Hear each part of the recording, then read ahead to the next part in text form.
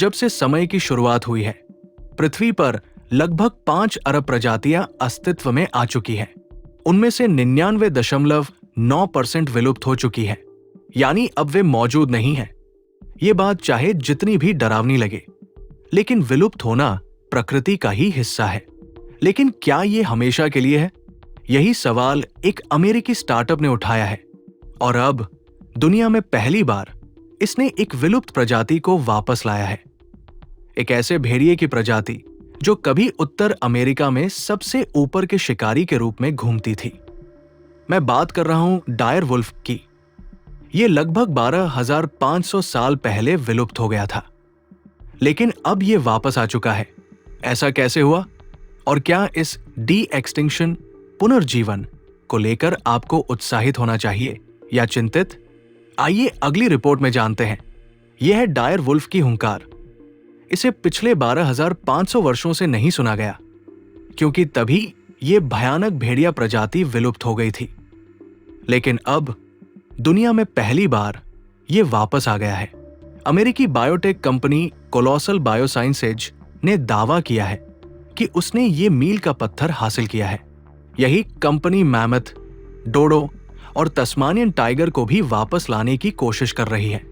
पिछले महीने इसने मैमथ के डीएनए का उपयोग करके एक वूली माउस, बालों वाला चूहा भी बनाया था और अब इसने 3 डायर वुल्फ बनाए हैं। बर्फ जैसे सफेद रंग के पिल्ले जो सामान्य भेड़ियों की तरह ही रोना, सोना, भागना और खेलना कर रहे हैं। लेकिन ये पिल्ले बाकी भेड़ियों जैसे नहीं हैं। ये एक हाईटेक चैलेंज का नतीजा है। इनका जेनेटिक स्ट्रक्चर आधुनिक टूल्स और प्राचीन डीएनए से संशोधित किया गया है।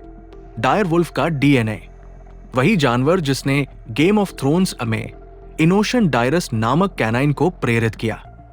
डायर वुल्फ, जो कि ग्रे वुल्फ से बड़ा, चौड़े सिर, मोटे फर और मजबूत जबड़े वाला शिकारी था, उत्तर अमेरिका में पाया जाता था। इसके ढेरों अवशेष अमेरिका में मिले हैं, जिससे इसे वापस लाने का मौका मिला।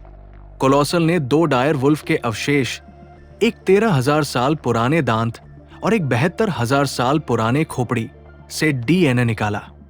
इससे जेनेटिक जानकारी तैयार की गई और फिर ग्रे वुल्फ के जीन को संशोधित किया गया, जो डायर वुल्फ का सबसे करीबी जीवित रिश्तेदार है। इसे जीन एडिटिंग कहा जाता है।